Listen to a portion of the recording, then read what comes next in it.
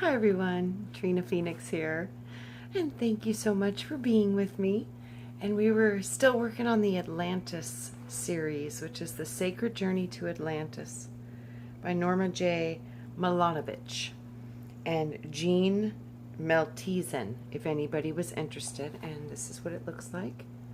And I don't know how available this book is, to be honest with you, but because I've had it for quite a while. And I think I got it in like a spiritual bookstore, so I think it's from a while ago. But then where we were going next was they're still getting ready to embark on their trip to the Atlantis vortex and Bimini, and they were getting ready to get their final protocol from DELPHOR, which is a new ascended master that has been showing up on the scene. So we will begin with the final protocol of DELPHOR. DELPHOR, I surround myself with love and light and request that we receive another transmission from you on protocol. Please respond to my request. Greetings, O sister in the light. Yes, I will be happy to provide you with the instruction on the protocol for the journey back to your island and homes. The first thing that must be acknowledged, after completing your harmonizing pattern, structures on board the craft is the expression of gratitude and thanks to the Creator of all. This can be done not only with the heart, but also with the new color frequency that each of you will experience. By visualizing this new frequency and giving it back in thanks to the masters who have lovingly brought it to you to this point, you will be allowed to move to the next level of initiation.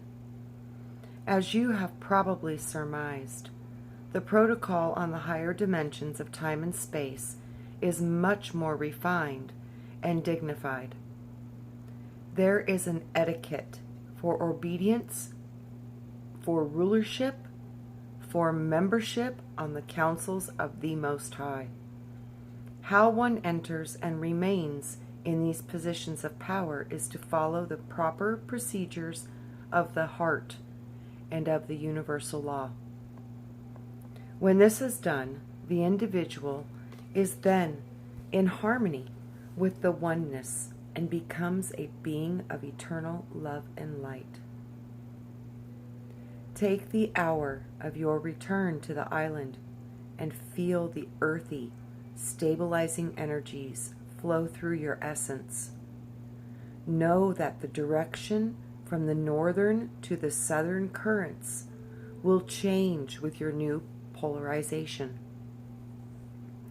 The energies that will direct this new color and sound will now be polarized from east to west. In this crossing of the beams, you will be centered and fulfilled. In the fulfillment, you are ready to assume your missions of honor with the command. It's so funny, I keep hearing the words, command and, obedience and all this stuff. And, I have a feeling it's true, because the hierarchies that we see on this earth, the hierarchies go above the third dimension, and they're residing in the fourth, and I'm pretty sure fifth and potentially sixth. I do not know if they're existing in the seventh. I'm still trying to work that out. But this is like why a lot of us need to understand sovereignty, and we need to understand the power that's within you as a being, and knowing that just like the systems that are in place here, when you cross over, I'm pretty sure that they're going to try to get you right back into an identical system, and it might be as deceptive as it happens here, because you're entered in at your birth. You're not very aware and legally prepared for contracts at birth. So with that, no, this is it might be a pretty tricky situation. So like I said, always remember, you trust yourself. You only give power and authority to yourself. Don't ever give your power away to anyone or anything. Now, to honor and adore and work with and cooperate with masters, beings of light, any kind of benevolent species, that would, to me, be an absolute pleasure. So, but like I said, there's a big difference between when you're working with beings and working with them in a cooperative, honoring, and respectful way versus a falling prostrate, worshiping, giving all of your power to them, thinking that they know more than you, they can do more than you. You're in a human experience, but your divine spark is all potential. So you're a human being right now, but what have you been prior to that? And what will you be in future existence? Because that spark is eternal, and it does not die. It can transfer from one place to another or in one existence to another. That's why you can be everything. And that's why you need to understand you truly are one with everything. Because everything in this atomic creation, atom, it's all the same. It's just different expressions out of the oneness. So this is when you start to really understand that we truly are one. It's because it literally is. Because when you break yourself down to your smallest part, we are all virtually identical. The only difference among those sparks are just experiences, which you can keep or let go. I think that when you go back up into source, it all just goes back into source, and you're kind of like clean slate again, and you can go and take on more stuff. But like I said, that's if you go all the way to that return. And that might not be a good idea if you want to keep your consciousness as an I am separate part out of source. So like I said, I've seen that if you get too close, you get absorbed in it, and then you just become it again. So you're one with it, and you don't know separation at that point, and you have no identity because you're just in la la land, in bliss of source and the oneness of that source. So, and that is love. It's an essence of love. It's the vibrations in the higher dimensions. When you're going up into the higher levels, the emotions and the love that you feel is almost like there's not much on earth that can come close to that vibration, if there is anything that can match that vibration of unity and love that you can feel in these higher realms. But then, like I said, when you get up to the highest, there's no emotion at all. It's purely information and cooperation and allowance and all-inclusiveness, I guess would be a good word. And it's based upon a theory and a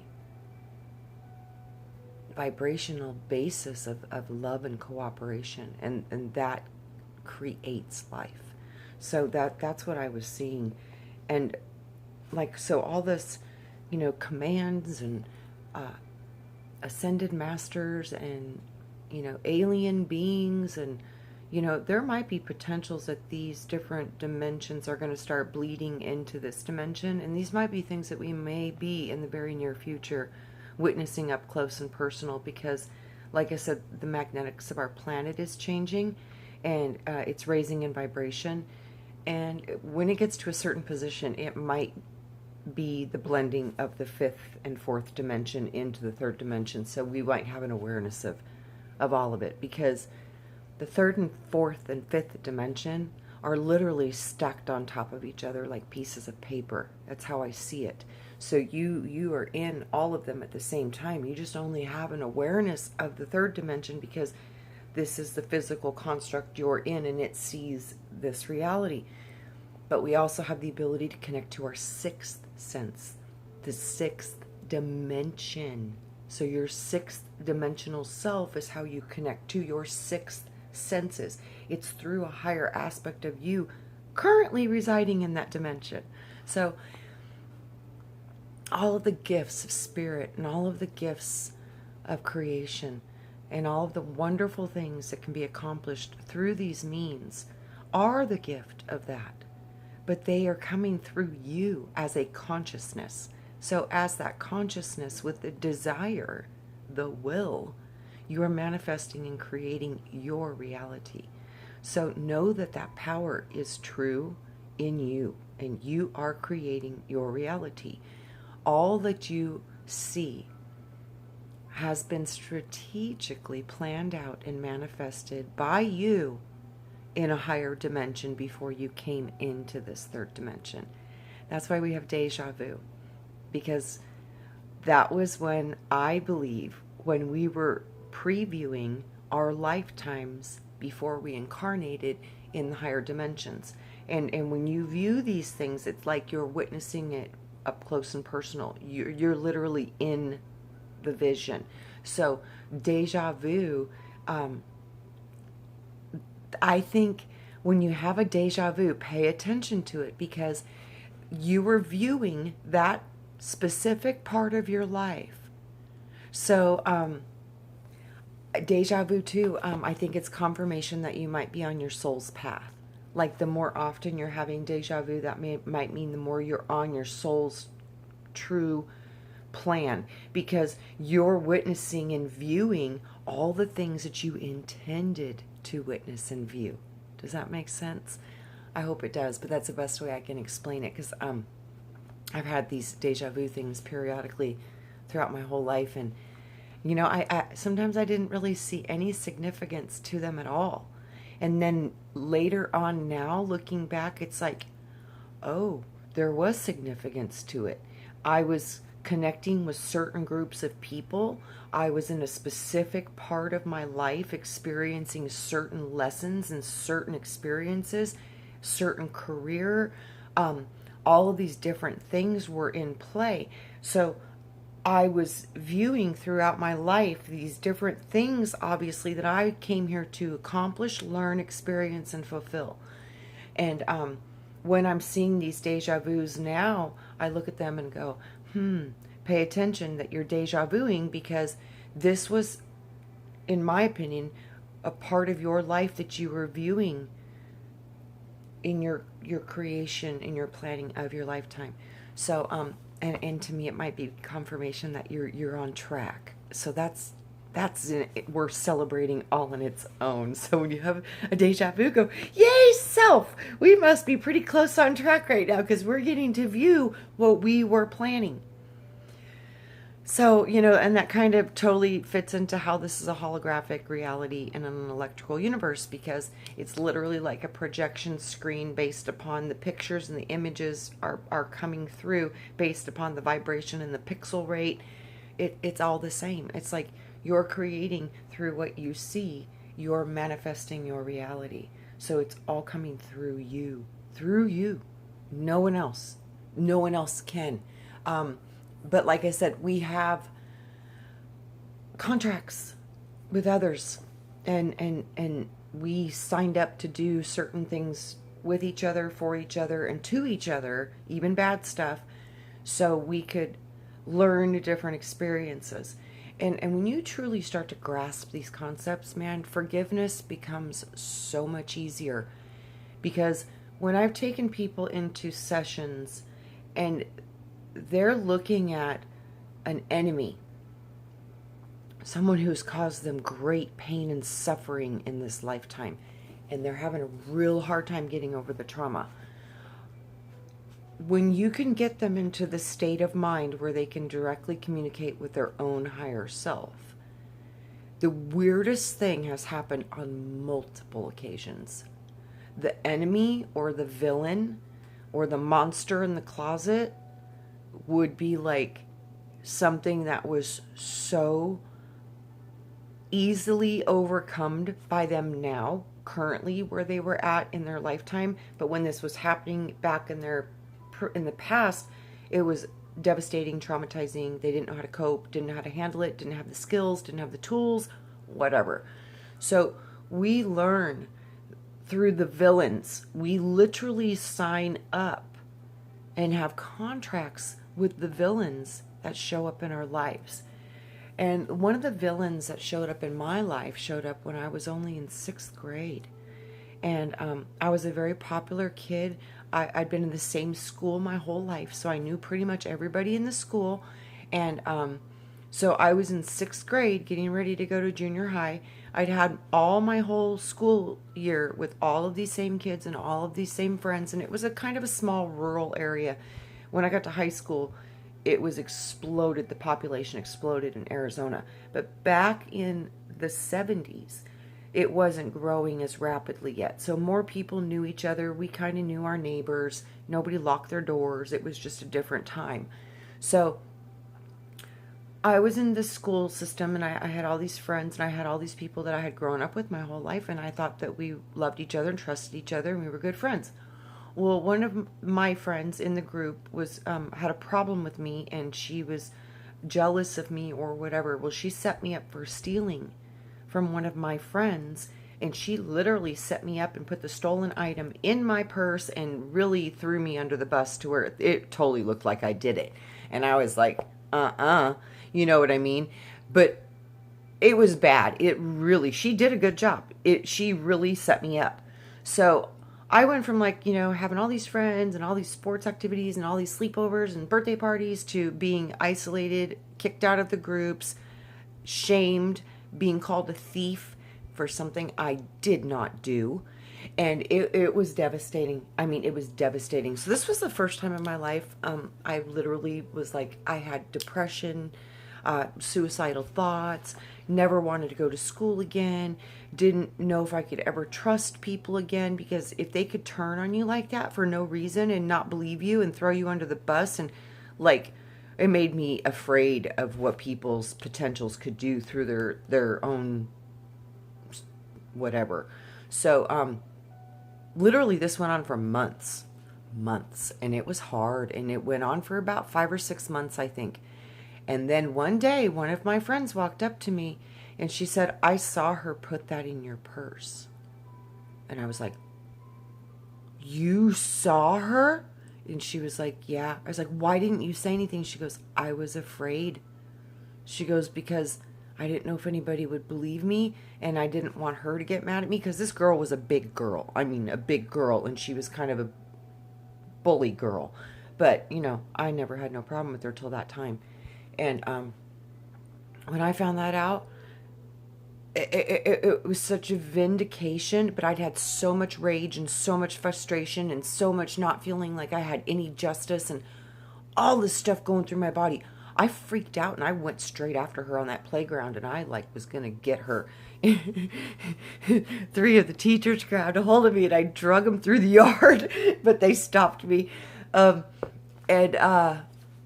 was just so frustrated, and then everybody turned against her. And I was like, this is some screwed up shit. So this is not okay. I was like, yeah, what she did is totally wretched and wrong and twisted and evil. I was like, but she didn't do it to you. She did it to me. I says, and if you wouldn't have been playing follow the leader, you might have had some discernment to see that I didn't do this in the first place. But you were so busy just looking at the obvious instead of knowing the truth and feeling your own heart. And I'm like a little kid talking like this because I was so frustrated, and I had months to process this. I was so hurt. So, I was in 6th grade, and I got really freaked out, disappointed by people. I was like, how can people do things like that to people who didn't even do nothing wrong? And, I'm generally a happy person. I did, I couldn't understand it. But I can tell you what, looking back now, to see that I was able to control my rage and not act out in violent after all those months of frustration, utter despair, being blamed for something that you completely had nothing to do with. The whole thing was so traumatizing, but it showed me how easily people can be deceived. And it showed me how people will follow the leader blindly without even understanding or knowing or investigating the truth. And we see this today with the media, in the programs and the propaganda and all the stuff that's going on. This is how people fall into that trap. So now I can see all of this stuff happening in the world, and it's like looking at it from like when I was a little kid going, these people just don't see the truth. They just don't understand. And the day when the truth came out, the remorse and the look on their faces because of the cruelty that they had done to me. And they knew at that moment that everything that they did to me was completely not justified. It taught them all a lesson to maybe not take sides so fast, and to maybe investigate things a little bit, and maybe not take the side with somebody to assume something unless you absolutely know. But like I said, man, she did this so good. It literally looked like there was no other option that I had done this. So like I said, people do really screwed up things to hurt innocent, beautiful people. And it took me a long time to get through that. And I had to start doing the Ho'oponopono on that, because when I went to school, it kept coming up. And this, when I started working on this through my higher consciousness and going into my journey processes, I literally saw that this was attached all the way back through multiple lifetimes, and that I had been falsely accused before.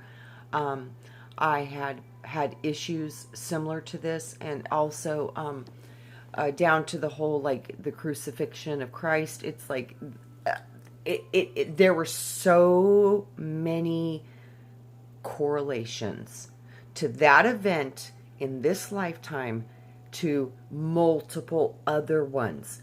And in this lifetime, I think I finally passed the test, because I processed the disappointment, the rage, the frustration. I kept my cool enough to educate the ones around me that dividing and conquer never wins anything, that we need to find a way through this, and we need to have a little bit more compassion with one another.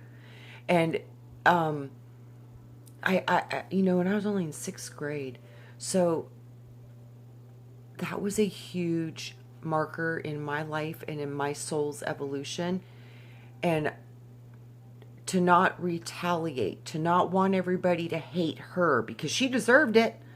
But I was like, no, it stops here. You know what I mean? It stops here. I'm not going to let this go any further. The hate, that I'm going to get you back, all this stuff. I was like, no more. I know what that felt like, and it sucked. I don't want anybody else to go through that. So we need to stop it. Just stop it.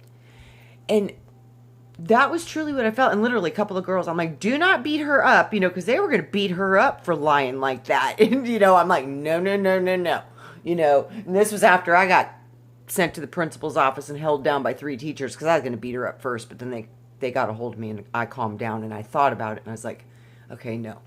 This has got to be handled differently. And for whatever reason, even being that young, I knew that this was something big time I needed to process.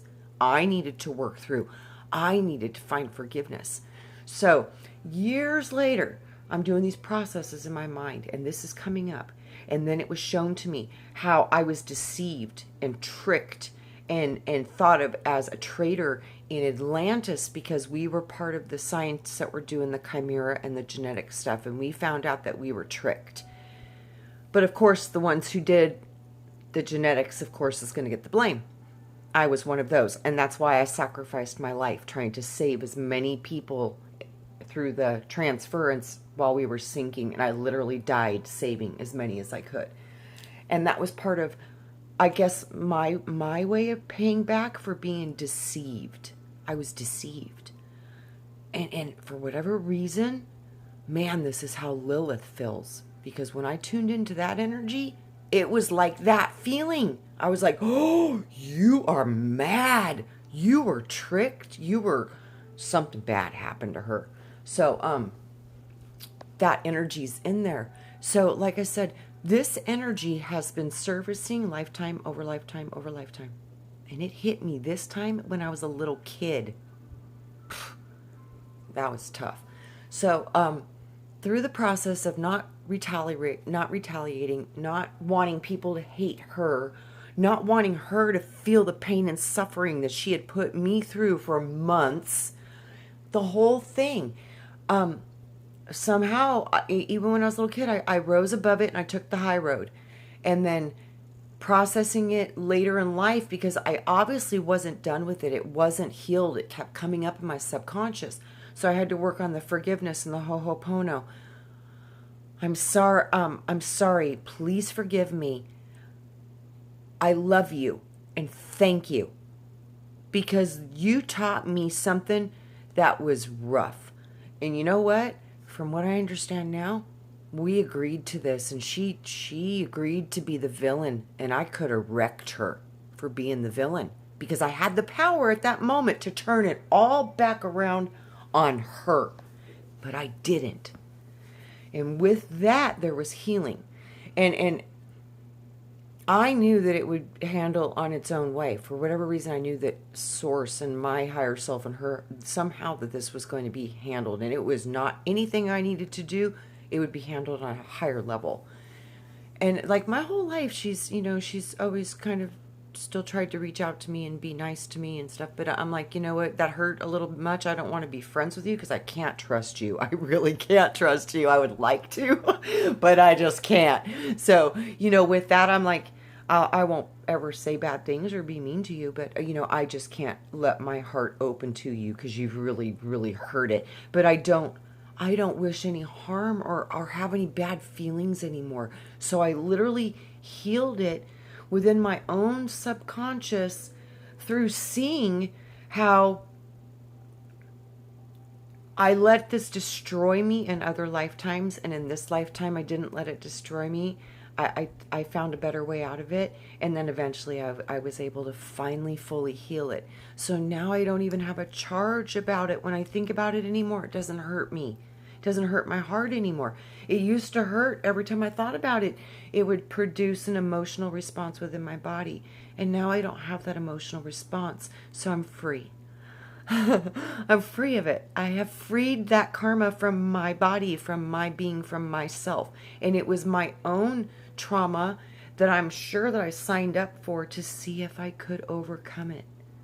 So when you start to see things from these different aspects, it really helps you heal a lot of the bad stuff that's happened to you, because you truly can come into forgiveness and understanding and awareness of duality, and how it is not all going to be sunshine, rainbows, and unicorns. That you're going to choose villains, lessons, and struggles. Only because you want to see if you will master it. So trust yourself. Man, if you only knew how much you had to do with planning everything you're experiencing in your reality, it would blow your mind. And you would truly see power that you are as a creator. It's quite magnificent. It truly is. So start to know that part of you. Trust that part of you. And embrace that part of you. Don't give your power to nothing. But you can work with beautiful, benevolent beings. That's like the Lord. He's my best friend. Always has been, always will be. But it's never been a worship relationship. That's why when I went to church when I was a little kid and I saw these people worshiping, I didn't understand it. I was like, don't you know him? I didn't understand it. I did not understand it, because I could literally converse with him all day long. It was easy. I was 3. I thought everybody could do that. So but I just truly didn't understand what was happening, because their relationship was so far away when mine was so intimate. And I was like, why would you want that when you could have this? Didn't make sense to me. And then he told me it would be wise for you not to go back to these places, because they will tell you that you cannot hear my voice. And after time, you won't be able to. And scientifically, medically, that totally makes sense.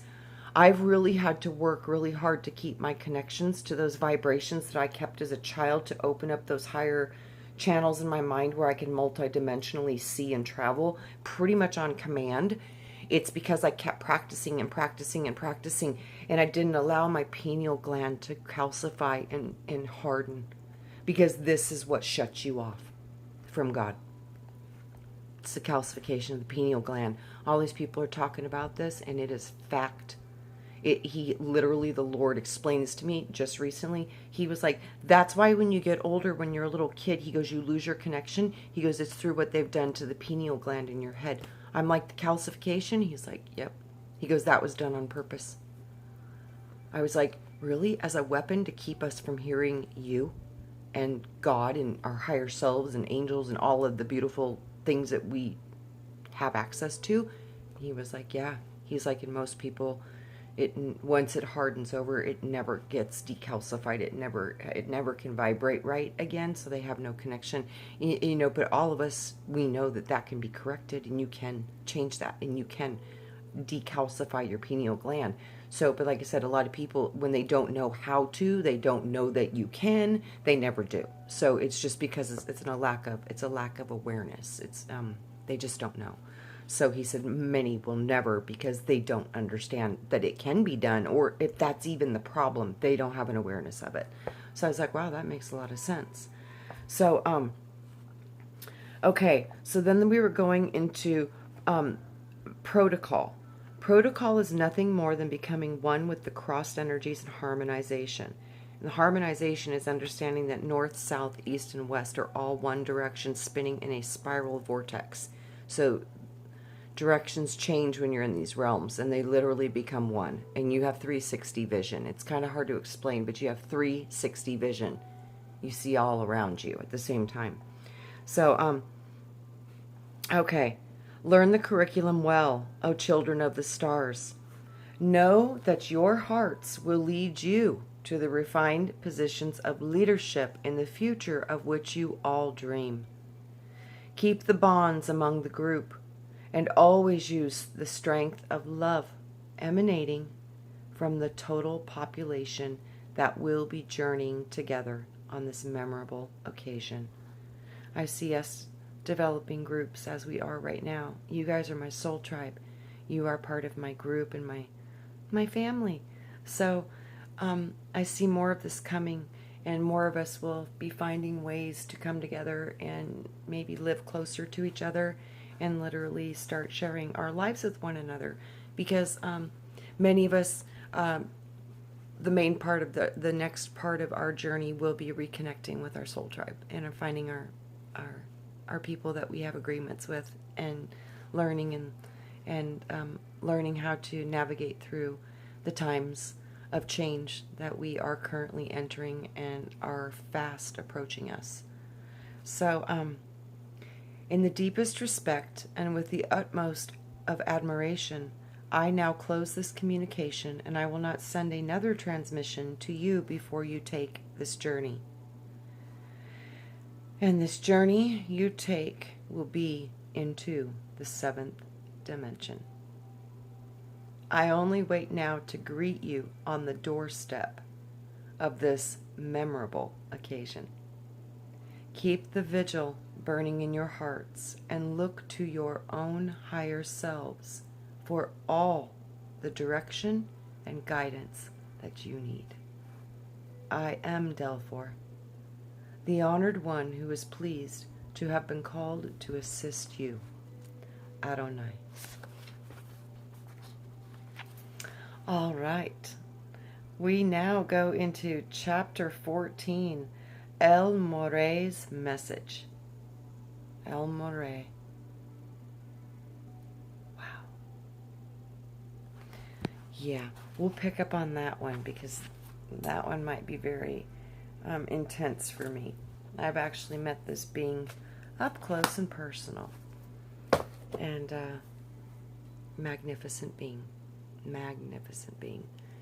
And if you focus on any of these beings, Buddha, Lord, Krishna,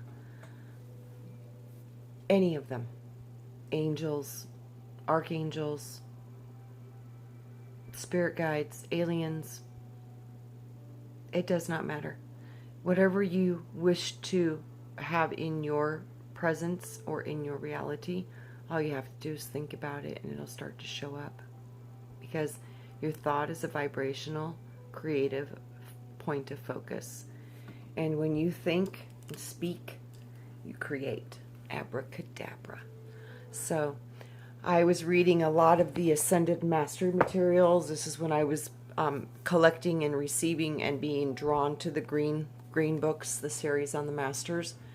And while I was reading and diving into that material, I literally had a physical meeting with the Master El Morey, and he literally was sitting on the edge of my bed. I woke up from meditation. He was literally sitting on the end of my bed, and it startled me. And I was like, whoa. And he was like, no fear, my child. And I was like, okay, hi, who are you? And that's when he announced he was Ascended Master El Morey. And I was like, wow. I'd known of Saint Germain and the other masters, but I had never known of this master before. And he asked me if I was ready to start working with him, and if I was ready to begin my instruction. And even back then, my discernment has always been off the chart. So I don't know if this was an imitation trying to deceive me, because my radar went off. And, you know, he was gorgeous and beautiful purple robe, gold embroidered designs like all down the edges of it. Almost looked a little Middle Eastern, Indian. Very sharp features, dark eyes, beautiful colored, full, beautiful lips, beautiful skin, lighter but more of the Indian, Persian type of a look. Something told me no, and the other part of me was like, you may never get this opportunity again. And something inside me said, don't do it. So I said, I so graciously have to decline. And I was very respectful, and I was very honest that I wasn't quite sure, and that I needed more time to digest it and think about it. And that if the opportunity still presented itself at a later date, that I would be honored if it is in alignment with my heart and my soul and my journey. And he smiled and he said, I bid thee farewell. And I said, thank you again for the opportunity. And he just smiled and he kind of shook his head. And then he said, it's funny. He said, because you work with one of my brothers already, meaning the Lord. And like I said, so I'm still not quite absolutely positive if that was actually him or if it was an imposter trying to screw with me. So I really don't know, but it never showed up again. So it might be confirmation that that was an imposter trying to deceive me. And my internal guidance, I had that little bit of no. And I could feel the radiance beaming off this being and the wisdom, and you just want to be like, oh, wow. You feel this way. You almost can't control it. It's just a presence, and you feel it in you. But man, you got to trust your gut. Trust what's going on within you more than anything else, no matter how good that crap looks. Trust what you're feeling in your gut. Let your gut guide you and your heart. Don't let your brain get involved in that. Discernment is a feeling. Discernment and intuition is primitive. It's premonition. It's So you're tuning into a few moments before. You can read the vibrations that way. I don't know how to explain it. But the feeling part of you is your strongest discernment. You cannot let the head get in the way, because boy, this was one heck of an opportunity. And I was like, oh, you're going to teach me to levitate. I get to drink that golden stuff. We're going to have us a good time. And then all of a sudden my body was just like, whoop. I could feel the no. Whoop. And I was like, why? Hello, what's the problem? This is an ascended master. I want to learn this stuff. This is all good, right? Something was not right. And I still to this day don't know exactly what that was. But I will tell you, be careful what you ask for, and be careful if you want these connections. And use discernment, because you might be getting tricked by a demon pretending to be a master. But your gut will tell you the truth if you can listen to it. Your mind can mess you up. But your stomach and your heart, they know. Start to practice discernment on your own self. Start with simple things. State something that's true and feel what it feels like within you. State something that you know is false and see how that feels within you. It's so funny too, because my discernment, false hits me in my head like a no, and then yes fills me like a warm, oh, I want that. It's so you learn how to read your own signals, because we all have our own way. So never think that my way is going to be your way, because we are all beautiful, unique expressions out of source, all doing different parts. We couldn't do all of the same part. It wouldn't work that way. We have to do all the parts, all of it. That's why we have to learn not to judge, because all of it is going to make so much of the difference of how it all turned out in the long run. So the diversity truly is the gift.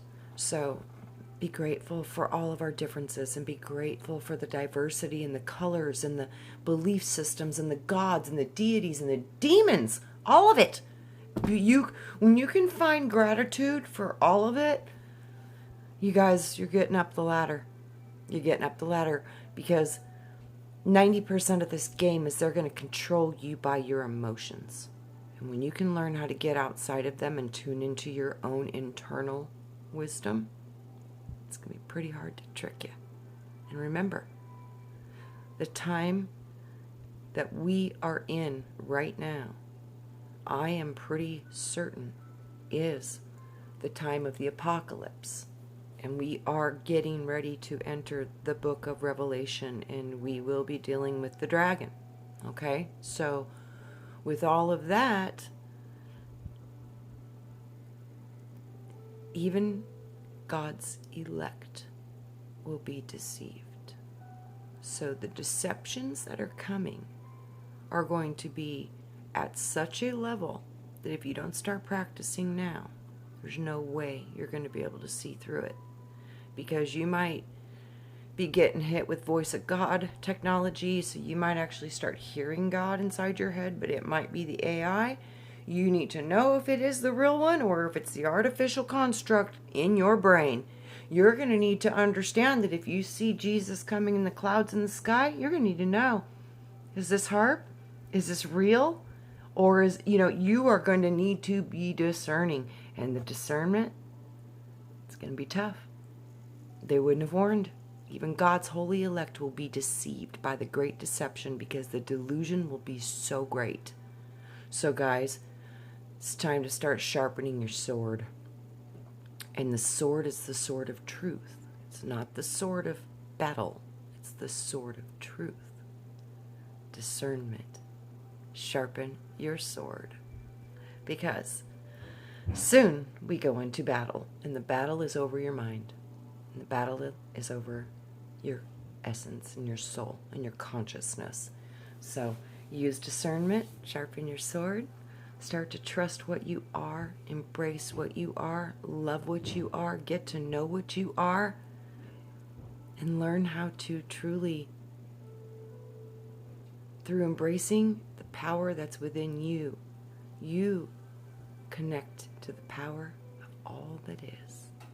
So it's the greatest gift you will ever give yourself, is learning how to connect, listen, discern, and love through yourself. So I love you guys. I will see you on the next one, and we will get into Samel Moray, who is one of my favorites. And like I said, I would love to know if I was being visited by a Decepticon or the original. So I love you guys. I hope you guys enjoy these readings and some of my personal experiences and some of the things that I've gone through that have helped me navigate this journey we call life. So we're all seeing it different ways. We're all going through different things. But know that by finding ways through it and finding ways to get more tuned in to what we really are, which is spirit, essence, spirit. When you can get back into that, you will be able to see the truth and you won't be deceived. And I think 90% of this game is about deception. So sharpen your swords and stand in the rays of truth and learn about yourself, because yourself is the greatest gift that you will ever have. Nothing will ever compare to that which is truly already within you. So I love you more than you know, and let your light shine from the ethers to the stars. We have become human, and once we're done, back to the stars and to the ethers we shall return. I love you. I'll see you there, friends, and we'll talk soon. Bye-bye.